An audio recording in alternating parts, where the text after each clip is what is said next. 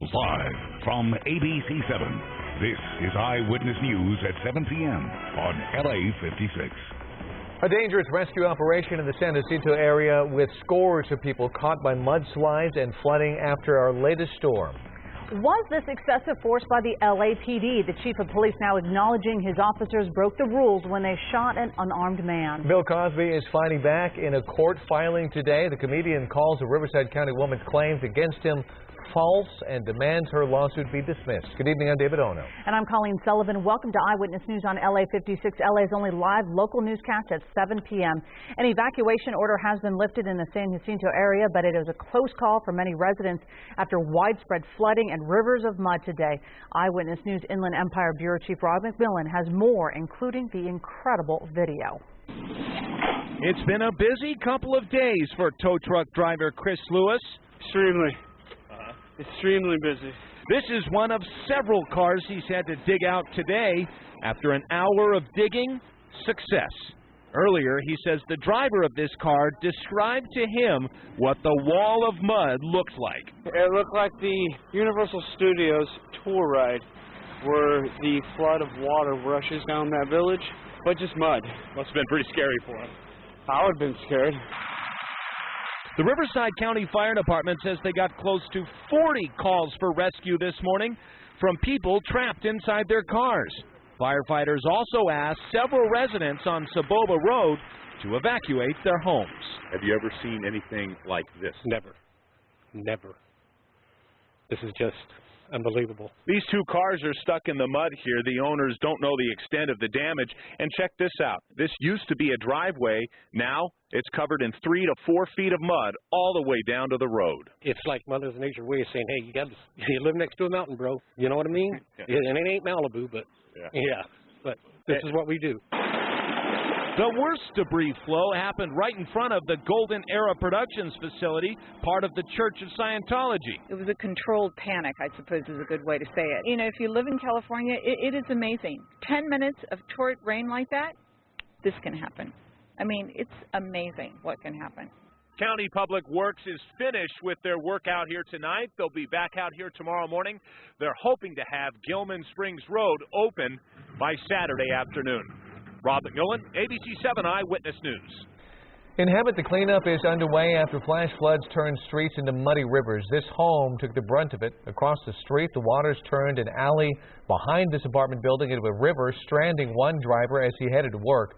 The building was evacuated from Florida to Dartmouth to San Jacinto Street. More than a dozen cars were stranded in the flood, with firefighters coming to the rescue. No one was injured. And heavy flooding in the San Diego area as well, from Mission Valley all the way east to El Cajon and south to National City. Streets and underground parking lots were flooded in Mission Valley, leaving some cars completely submerged. San Diego firefighters had to rescue a couple who became trapped inside their stalled vehicles. And tonight, a 9-mile stretch of PCH between Las Posas and Yerba Buena roads has reopened. Mud flow from Sunday's rain shut down the major north-south highway. The slide stranded dozens of vehicles and forced the closure.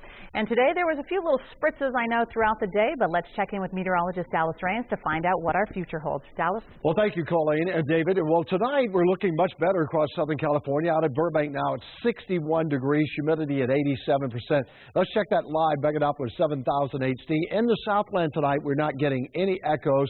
All of that heavy rain that we saw late last night and early this morning down in the Hemet area has moved well to the east of us.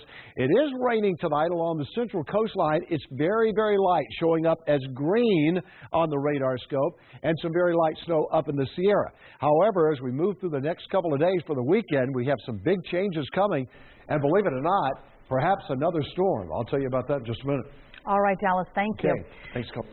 Huge protests are popping up all around the country following the grand jury's decision not to indict a New York City police officer in the death of an unarmed man. Here in LA, more than 100 people gathered at USC for a vigil protesting several deadly police shootings. Demonstrators are remembering the lives of Eric Garner, Ezell Ford, and Mike Brown. So far, everything has remained peaceful. Demonstrators in both New York City and Chicago are demanding justice for Eric Garner and are calling for a change in police protocol. There's some images right there. Protesters have mostly been peaceful, but things did get a bit rowdy in Chicago when a group of people marched onto the freeway and blocked traffic. Several were arrested. A fatal police pursuit in Los Angeles last year is now being brought into the national discussion over excessive force. Air 7 HD was overhead as police chased down 51-year-old Brian Baird last December. After crashing his Corvette, Baird was then shot and killed by officers.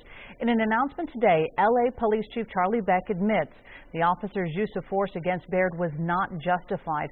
Eyewitness News reporter Carlos Granda has more on that announcement and whether the officers will face any charges. A year ago, after a wild pursuit, LAPD officers shot and killed Brian Baird. Did the officers violate the department's policy for using deadly force? I'm not saying that they lied. I'm saying that they were inaccurate in their assessment of the situation. The pursuit ended on Olympic Boulevard when another car ran a red light and crashed into Baird's Corvette. Baird jumped out of his car and was shot by the officers. The officers stated they were in danger for their lives, but the chief disagrees. I did not believe that they faced a credible threat. I did not agree with their judgment that the threat that they faced was a credible, deadly threat. The Baird family says he was shot 21 times. They say he suffered from paranoia and had a fear of the police. They filed a lawsuit and agreed to settle for $5 million. All of this comes as police departments across the country are under scrutiny for cases of excessive force. In this case, the family wants the officers to face criminal charges. State law does not allow the chief to reveal what punishment, if any, these officers could face. He could suspend them, he could fire them, and he mentioned he could order them to be retrained. They are officers that did not perform to their training. And my obligation is to make sure that we set standards, and that's what this is about. And the chief says the department is working with the district attorney's office to see what action should be taken against these officers. Reporting from downtown Los Angeles, I'm Carlos Granda, ABC7 Eyewitness News. We're now seeing dramatic video of the arrest of a woman accused in the stabbing death of an American teacher in the United Arab Emirates. Police in Abu Dhabi released this video of a raid on a luxurious house where they say they found the 38-year-old suspect and took her into custody. They say she was fully covered in black clothing when she murdered teacher Ebulia Ryan with a butcher knife in a mall bathroom. Police say the woman also left a bomb at the house of an American doctor. They say she chose her victims based on their nationality. Time may be running out for an American hostage held by Al-Qaeda's affiliate in Yemen. A new video released last night, the group's leader says Luke Summers will meet his inevitable fate unless President Obama meets their demands in 3 days. I'm looking for any help that can get me out of this situation. I'm certain that my life is in danger. Summers, a 33-year-old photojournalist and interpreter, was abducted 14 months ago. He was the focus of a daring rescue attempt last week by U.S. Special Forces. 8 hostages being held in the cave were saved, but it was later learned that Summers had been moved 2 days earlier. Authorities in Santa Ana have arrested a man for multiple counts of child molestation, but they fear there could be more victims. Police arrested 22-year-old Edwin Echeverria yesterday. Authorities say Echeverria would befriend his victims by selling them chips and soda from his Warwick Square apartment, then take advantage of their trust. So far, 9 victims ranging in age from 10 to 14 have been identified. Police are asking anyone who may have had contact with Echeverria to contact Orange County Crime Stoppers at 1-855-TIPS-OCCS. Bill Cosby is fighting back. In a court filing today, the comedian calls a Riverside County woman a liar and is demanding the lawsuit against him be dismissed. Eyewitness News reporter Alex Michelson has the details. Bill Cosby's attorney is firing back against the woman who accuses the comic legend of sexually abusing her as a minor. In an official response to a lawsuit filed by Judy Huth, Cosby's attorney says Huth's claims are completely false. Huth says she and a friend first met Cosby on an LA movie set in 1974 when she was just 15 years old, and that he later served them alcoholic beverages before taking them to the Playboy Mansion. Huth claims after Cosby escorted her to the bathroom inside the mansion, he, quote, proceeded to sexually molest her. Cosby's attorney says that Huth threatened Cosby that she'd make this story public 10 years ago by selling it to a tabloid and wanted somewhere between $100,000 and $250,000 to stay quiet. Attorney Barry Edwards says Huth's attorney did not follow the correct legal procedures in filing this suit, so this case will almost certainly be dismissed without Cosby having to testify. The lawsuit doesn't comply with the code. It's not one that seems to be sustainable. It doesn't have any merit because the statute of limitations has run. LAPD Chief Charlie Beck says Huth never reported the incident to police. We look at any allegation that's brought forward to us.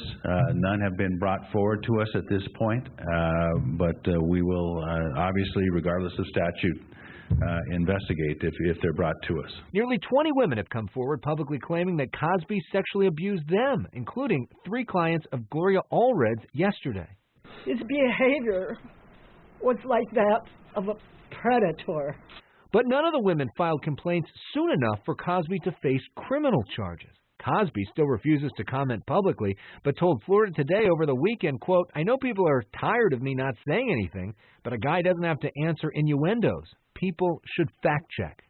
We reached out to Judy Huff and her attorney multiple times for a comment. So far, we haven't heard anything back from them. As for Cosby, the fallout continues. Take a look at this picture.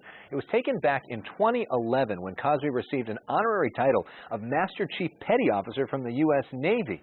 Today, the Navy is taking that title away, saying that the allegations against Cosby are in conflict with the Navy's core values.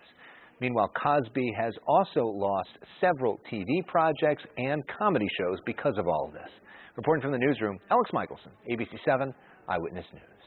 It seems this year's flu shot may be even less likely to keep you from getting sick. The CDC sent an advisory to doctors yesterday stating that more than half of the influenza virus samples collected and analyzed from October 1st through November 22nd were different than the strains in this year's vaccine. Scientists say that indicates a mutation or drift in the most common strain. This is a big alert to doctors. It's early in the flu season, but the CDC has already looked at more than 1,000 flu viruses, and it's something called the H3N2 strain, which causes bad flu years. And the bad news is 52% of those strains are not a good match for what's in the vaccine because of mutations that have taken place in flu, and they're concerned that people won't be as well protected this year. The CDC says while the vaccine is not as protective against a mutated strain, it can still decrease the severity of illness caused by the virus and protect against other strains. Startling video up next here at 7. An unattended stroller begins rolling, then topples onto train tracks. We're going to show you what happened next. Plus, a woman gets a red light ticket in the mail. One problem, her car was supposed to be in the shop, and she isn't the one caught on camera. And caught on camera, a woman pulls up in a moving van in a Southern California neighborhood, and you won't believe what she is about to do.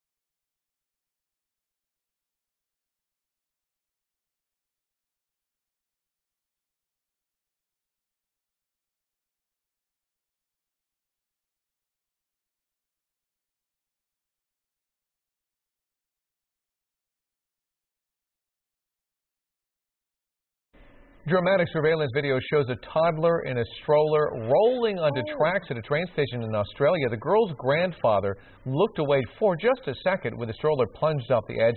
The grandfather jumped down to rescue the girl, his 4-year-old grandson trailing behind. Bystanders helped out. The toddler was taken to a hospital with injuries to his face, to her face. Thankfully, no trains were coming at the time. Oh, very lucky for that. Yeah. Well, imagine dropping your car off at the body shop, then getting a red light ticket in the mail with a photo of two strangers taken at 3 o'clock in the morning. This is the photo of an Oregon mother. She received it in the mail.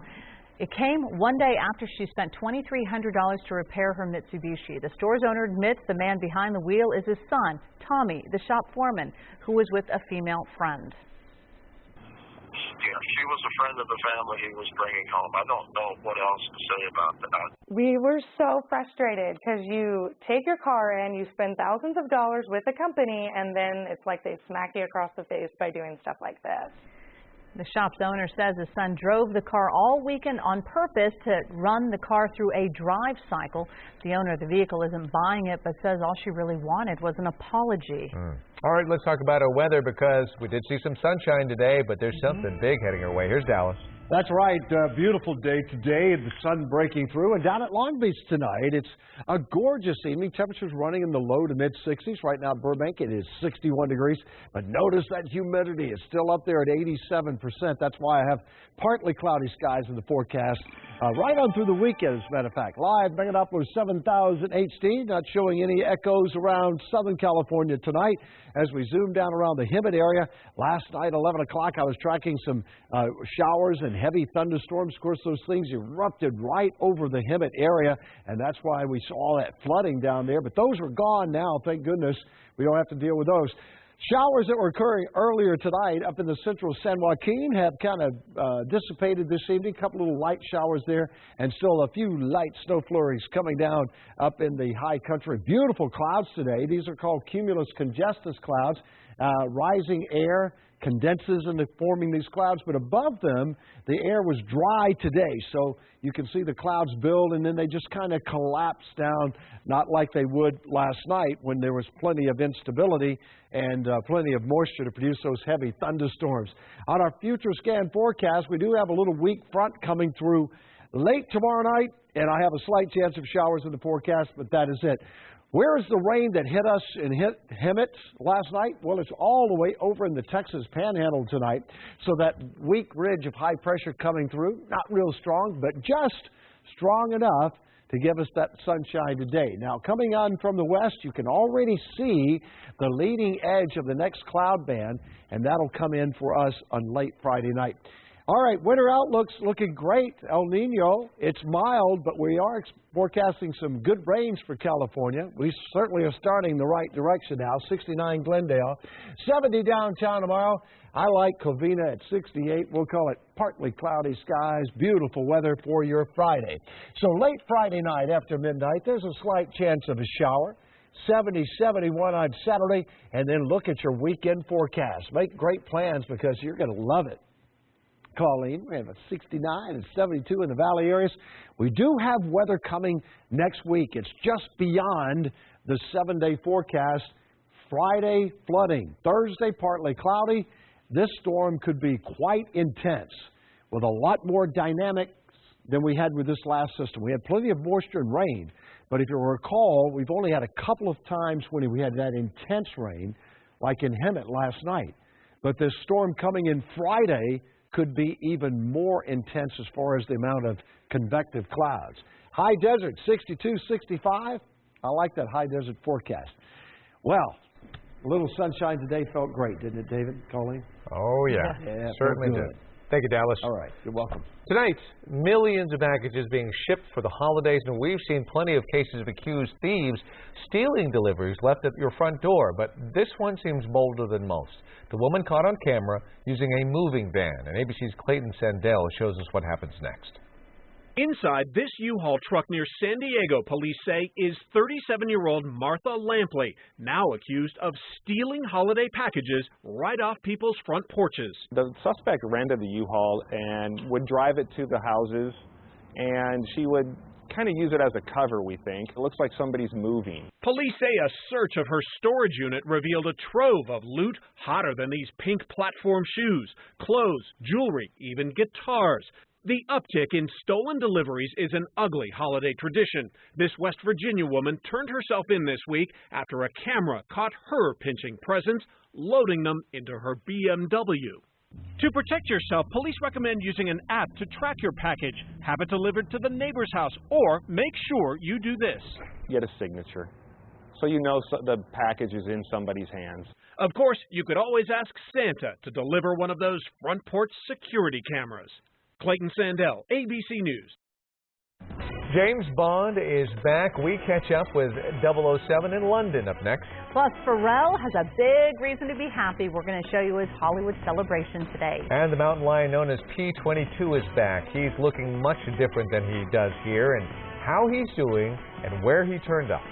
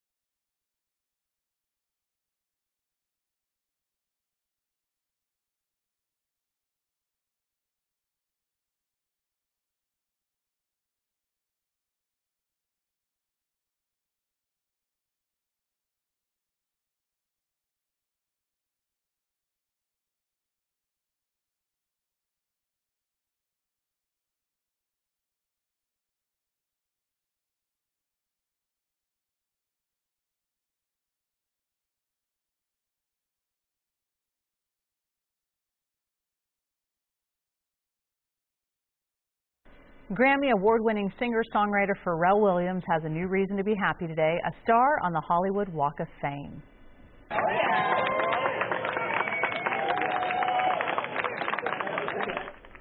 Pharrell was surrounded by friends, family, and fans at today's unveiling ceremony on Hollywood Boulevard.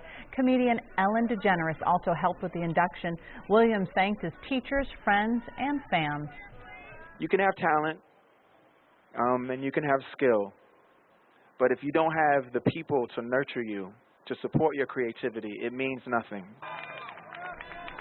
Williams' creativity extends far outside just the music world. He has designed clothing, accessories, and jewelry, and has also tried his hand at sculpting. James Bond is back, and today in London, Bond himself helped welcome his newest team of spies and villains.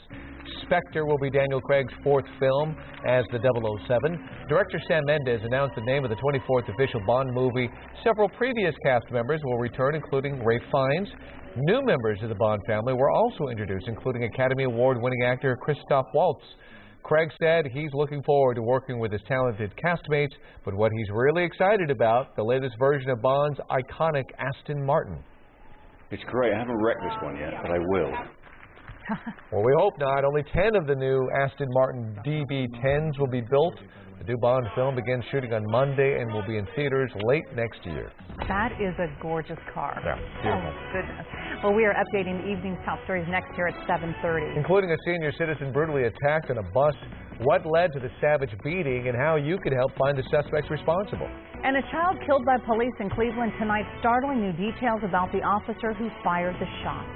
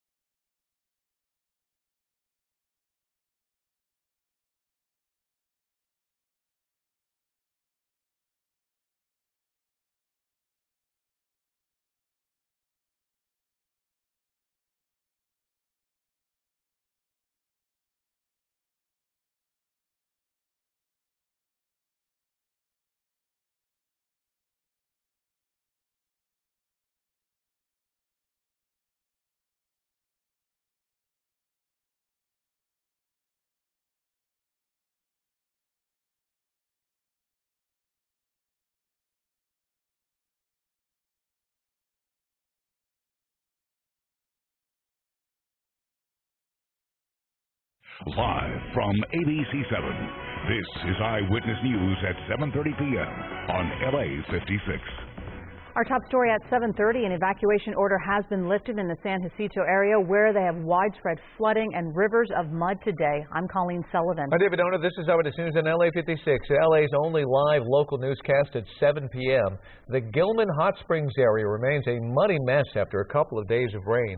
According to the fire department, 40 people who were trapped in their vehicles by the deluge of mud and debris had to be rescued. No injuries were reported. It will take at least a couple of days to clean up the mess. And in Hemet, the rising waters turned an alley near an apartment complex into a virtual river and a home into a swamp. Eyewitness News reporter Sid Garcia gives us a look at the damage. This apartment complex and the rentals next door were hit with the double whammy. The downpour overnight led to the heavy flooding and debris flow that flooded the carports. Oh, dude, I woke up in the morning, got ready to go to work, and you can see, man, I didn't make it. My car got stuck. The strong flow of water and debris is being blamed for damaging a natural gas meter early this morning. Jessica Parker says she heard a pop around 2 a.m. She says right after that, it was chaos. We were already all worried because, how are we going to get our cars out? What's going on? Then the gas happens. Then it's, how are we going to figure this out? Do we need to get out? Do we need to get the kids out of here? How are we all going to leave? Because the cars are all stuck in the mud and the water. The head of the gas company crew says they have to wait for the water to subside before they could safely go in and repair the gas line. He expects to have the gas back on by late this afternoon. Next door, Scott Greschel and his wife spent their day mopping up the inside of their home. It was bad. I mean, it sounded like a rafting river out here, and that's what it was. It's still kind of loud. It was downpouring, and me and my mom were in our room, and we heard a water sound that wasn't usual, like rain. So I got up off my bed, and I stepped into 2 feet of water. In another part of town, some of the members of this church tell me the entire parking lot was underwater. Thankfully, as Renee Martinez puts it, the water didn't seep inside. All that handicap ramp, if you look at it, that was completely submerged. And where that post is, that's where the water was seeping in. So it came within this much of the building. So tremendously blessed. And some of the folks around here tell me they hope Mother Nature will keep the rain away for a while so things can dry up and they can all finish the cleanup.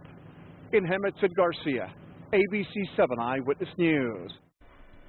Our circle of eyewitnesses is working hard, sharing images of this week's storms. Take a look at this time-lapse video from Jennifer Hatton. This was her view from the National Bank of California building on Ventura Boulevard in Sherman Oaks yesterday afternoon. Clouds are really moving there. And join our circle of eyewitnesses. Take a picture or shoot video and post it with the hashtag ABC7 Eyewitness or upload it to the ABC7 app. And wow, well, it was pretty sunny, pretty beautiful out today. But of course, there were some little showers in the morning. I got stuck in them early this morning, bringing the garbage cans out, Dallas. I heard about that. So it was nice, though, today. Beautiful. And you know what? I love the rain. Of course, we don't want to see it rain as hard as it did in Hemet last night. And tonight on the live Megadoppler 7000 HD, we don't show anything out there that looks very impressive at all. As a matter of fact, skies are partly cloudy. Friends down in the Hemet area, of course, late last night after midnight, we were watching these showers come up out of Temecula, and some of them were quite heavy. And, of course, the computer modeling was showing the possibility of some heavy rain in that area, and they popped up about 2 a.m., and that was why we saw that flooding there. Let's go to the north. There are a few light showers showing up as green on the radar scope. When you see green, that means very light rain, so we don't have anything heavy tonight. Let's take a round and look around and see what's going on down in the OC at 67 at Irvine at this hour, 90% humidity, and at Big Bear Lake, we're at 30 degrees already. It's certainly be nice to see some snow up in the high country, and we may be looking at some late next week. We'll talk about that in a few minutes. Back to you. All right, that'll be great, Dallas. Thank you. All right. In other news tonight, Culver City police are looking for a man who brutally beat an elderly bus passenger. It was all caught on tape, and detectives are hoping the video will lead them to the suspect and his companion. Eyewitness News reporter Amy Powell has more, but we want to warn you, the video is disturbing. The assault was captured on surveillance video. The suspect is seen throwing punches at the victim, a man in his mid-60s. It was a pretty brutal attack. The victim, as I said, was struck several times in the head and face. The incident happened around 1:30 in the afternoon on November 22nd on a Culver City bus traveling in the area of Slauson and Sepulveda Boulevard. Police say the bus was in motion when the suspect first gets into an argument with the victim, then suddenly leaps to his feet and attacks him, before exiting the bus with a female companion. He is a male African-American in his early 20s, and at the time he was wearing a maroon hooded sweatshirt and camouflage shorts. He was accompanied by an acquaintance who was a female Hispanic, also in her early 20s, and at the time she was carrying a skateboard. The bus pulled over and the victim was taken to a hospital for treatment of non-life-threatening injuries. Police say they need the public's help to capture the suspect. There were a lot of people at the bus, on the bus at the time, who witnessed this altercation. Unfortunately, none of them knew the suspect. If you have any information about the suspect in this attack or his companion, you can contact the Culver City Police Department at 310-253-6202. In Culver City, Amy Powell, ABC7 Eyewitness News. And tonight, a suspect is behind bars in Philadelphia in connection to the murder of LA Lakers guard Wayne Ellington's father. The suspect is identified as 34-year-old Carl White, a known career criminal. 57-year-old Wayne Ellington Sr. was found slumped behind the wheel of a car in Philadelphia last month and later died at the hospital. Witnesses say they saw White signal the victim's car over and then shot him in the head. Police say he may have been hallucinating on PCP. Ellington Jr. says he is devastated. Tonight, growing anger in the wake of yesterday's decision by a New York grand jury not to charge a white police officer in the chokehold death of Eric Garner. Tonight in New York City, crowds are back on the streets marching for change. Another story brewing tonight. A federal investigation is underway into a deadly police shooting in Cleveland, Ohio. ABC's Pierre Thomas has the details. Tamir Rice, just 12 years old, laid to rest after being fatally shot by a police officer who mistakenly thought the boy had a deadly firearm. But tonight there are disturbing questions about whether that officer should have ever been hired by the Cleveland police.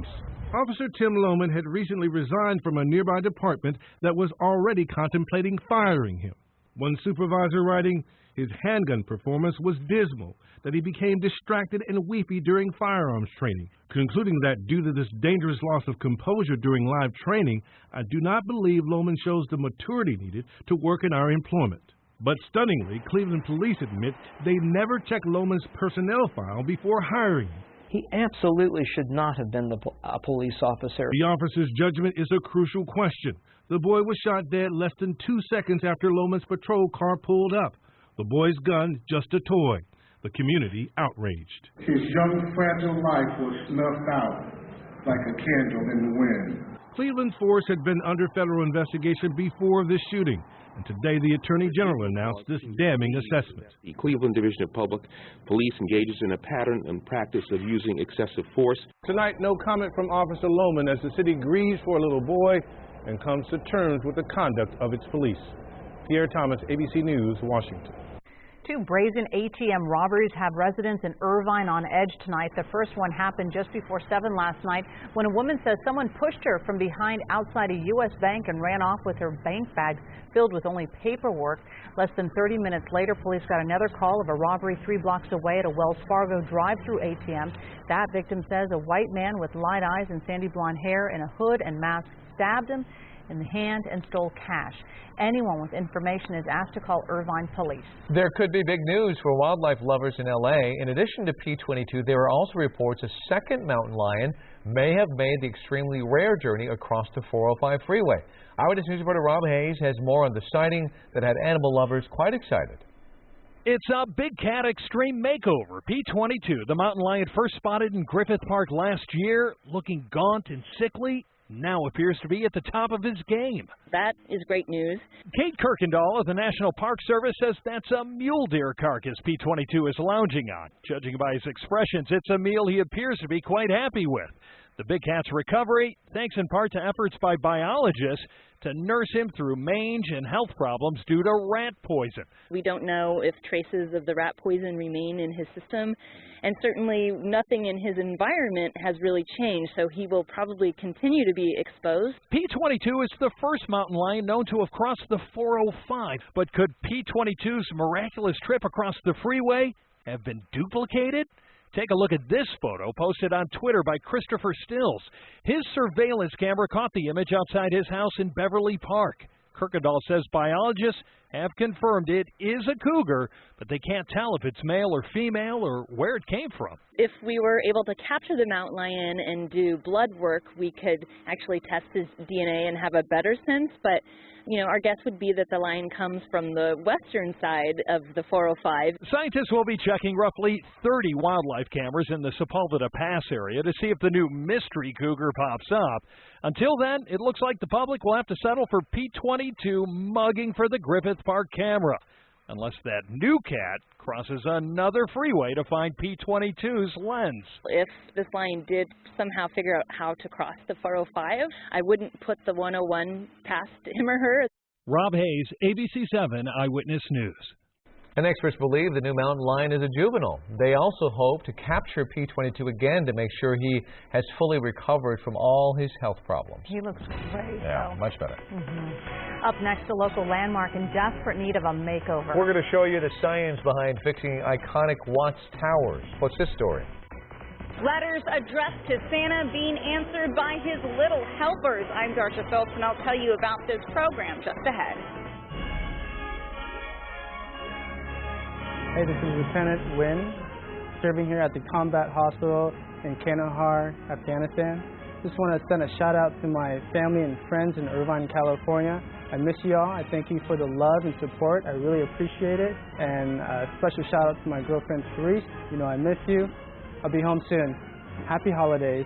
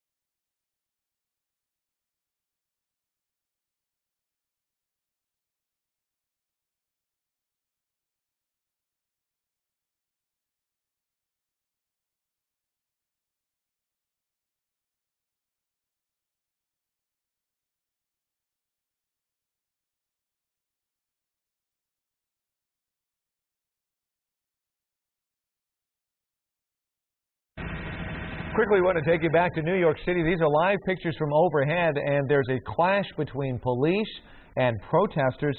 Of course, this is over the white police officer in the chokehold death of Eric Garner, who was not charged by the grand jury.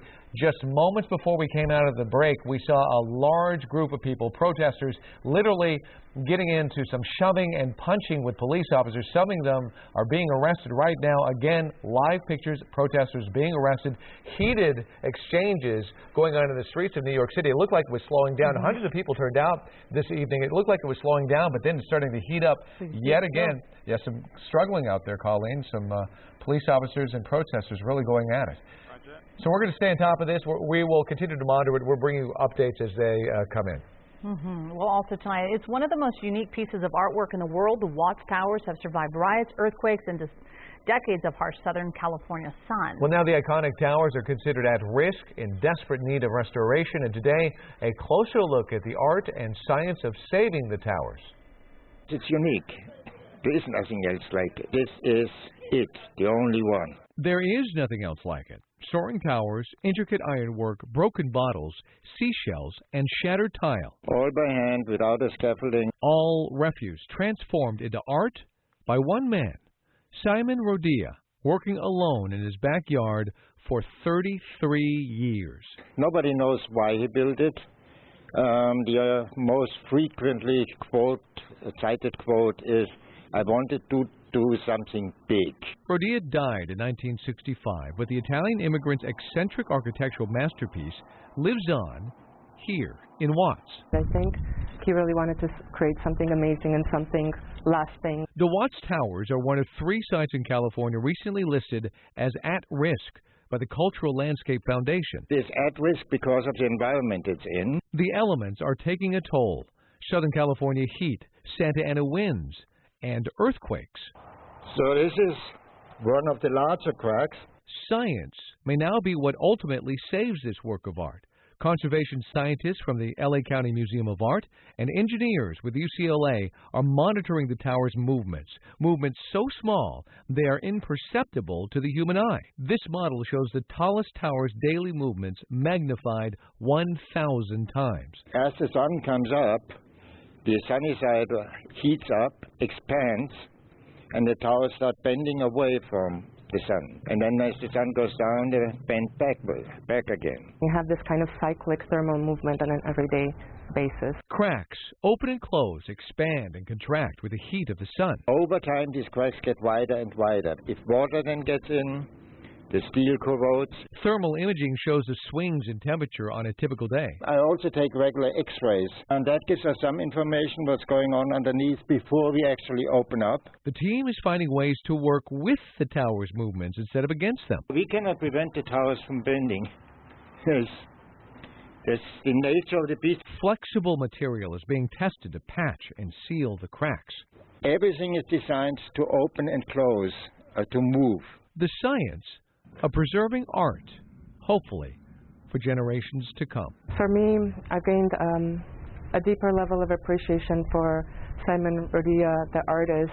I believe that the Watts Towers are a unique testament to the power of human creativity, unbridled human creativity and determination. And scientists estimate it'll take $6 million in 5 years to complete a full restoration. Some of that money should come from the city, but the rest will have to be raised from donors. Rain is back in the forecast. Dallas Rains has a complete forecast next. Plus, the Galaxy looks to be the first franchise with 5 MLS Cups and will send Landon Donovan into retirement on a high note. That story coming up in sports.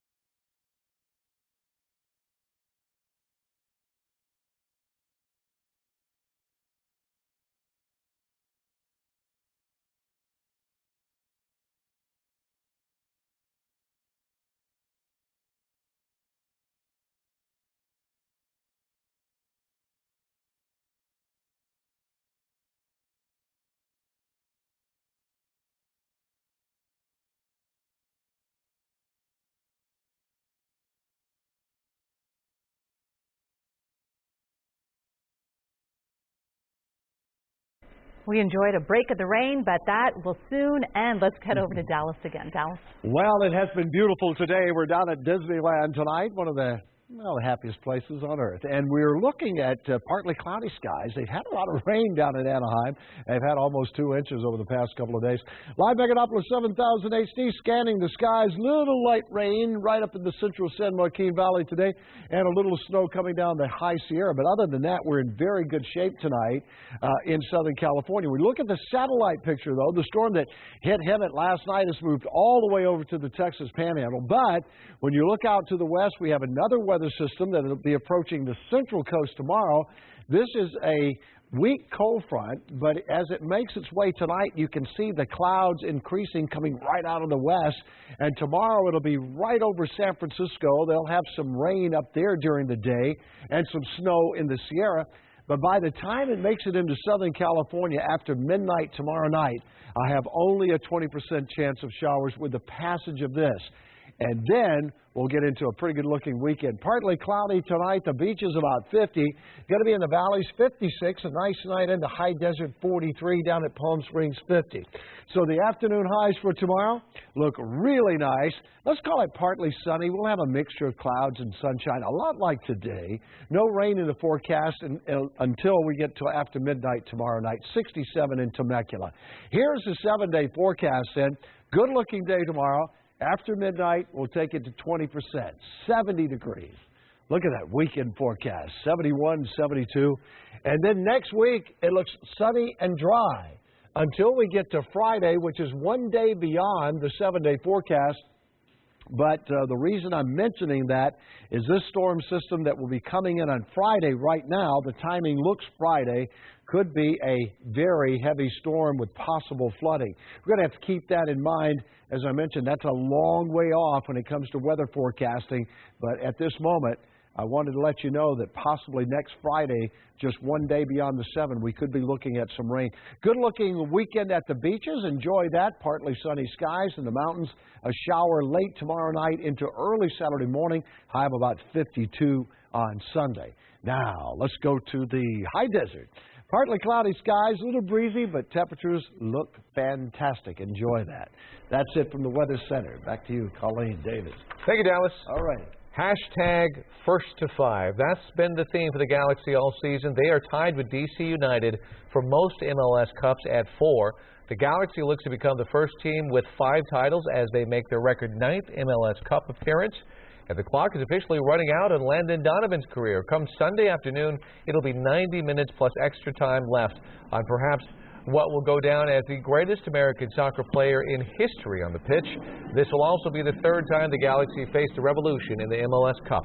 A win will be a 5th title for the franchise, but 6th for Landon.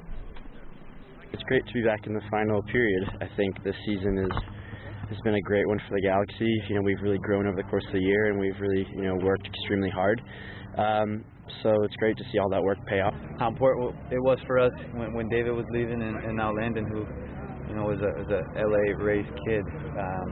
There's no special way that, we could send him off except for, winning someday. After nearly 4 months away from competitive golf, Tiger Woods back on the course for his own tournament, the Hero World Challenge. Tiger was back, but his game was not. Not many of those on Tiger's scorecard in round 1 today. Tiger especially struggles with his short game. He flubs his pitch shot on the 8th hole. That leads to double bogey. In more trouble on the 13th hole, he duffs another chip shot. That leads to another bogey and another bad chip on 17. Tiger with a double bogey, 3 bogeys, just 1 birdie for a 5 over 77. He is in dead last place in his own tournament, 11 shots back. On the other end of the spectrum, Jordan Spieth, 7 birdies, a bogey for 6 under 66. He's got a 1-shot lead over 4 golfers. This is a busy time of year for Santa Claus. We are now 3 weeks away from Christmas. Eyewitness News reporter Darsha Phillips shows you how he's getting some help answering all those letters with Operation Santa. Santa, his reindeer, and all of his little helpers at the post office hard at work answering hundreds of Christmas wish lists. Oh, it's giving back. You have to give back. I lost my job recently, so I don't have an income. But I said I was going to do this year, and I'm hopefully going to adopt at least 10 letters. My name is Tiffany. I'm a single mother with 4 kids. It's all part of Operation Santa.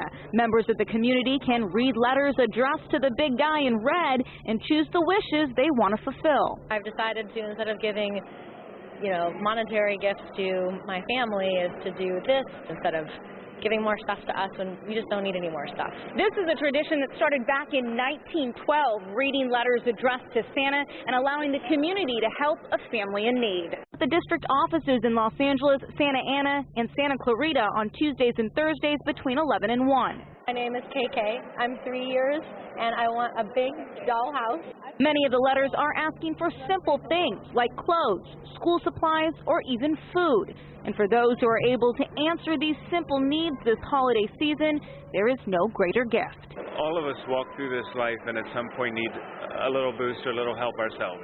My mommy got laid off work and cannot provide Christmas for us. Please, Santa. In South Los Angeles, I'm Darsha Phillips, ABC7 Eyewitness News.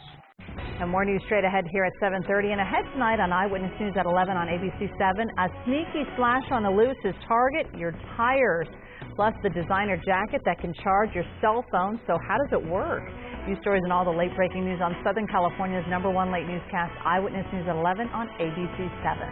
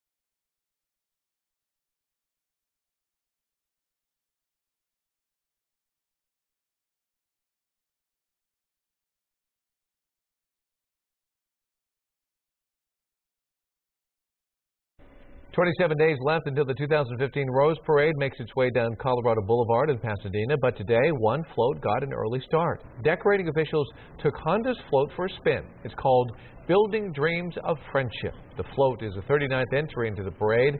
It's 110 feet long, 18 feet wide, and it'll go 29 feet into the air once it's decorated with all the flowers. A Honda V6 hybrid engine provides the horsepower to move this massive float. Another highlight of the float, it'll feature 10 LED screens with messages from a youth prosperity movement and Japanese students wishing the world a happy new year. It's amazing to see how quickly they can get all these flowers on these floats. Yeah. Oh, they're beautiful. All right, well, thank you so much for joining us for Eyewitness News at 7:30 on LA56. Law and Order SVU is next here on LA56. And Eyewitness News continues at 11 p.m. on ABC7 and anytime on ABC7.com. Remember, you can get your news 24 hours a day by following us on Facebook and Twitter and downloading our ABC7 app.